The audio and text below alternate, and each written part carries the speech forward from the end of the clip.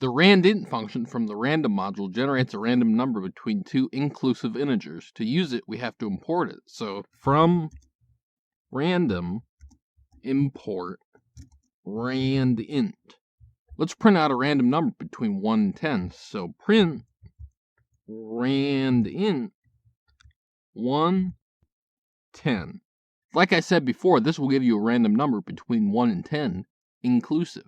If we run this code, the power of randomness will play out and we will see a random number between 1 and 10. The randrange function from the random module chooses a random integer from within a range of ints. To use it, we must import it. From random, import randrange.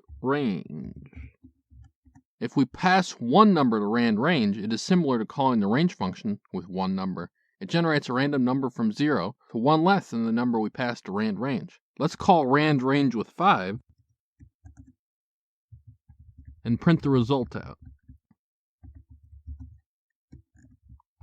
If we run the code, we will see a random number between 0 and 4. If we pass two numbers to randrange, it is like calling range with two numbers. It generates a number between the first argument and one less than the second argument. Let's call randrange with 1 and 10 plus 1 and print the result out. If we run the code, we will see a random number between 1 and 10. Finally, a third argument specifies the step value. If we add 2 to this call to randrange, you will pick a random number that is either 1, 3, 5, 7, or 9. That is, because if you start at 1, stop at 10, and step by 2, that means you're only picking over the odd numbers between 1 and 10.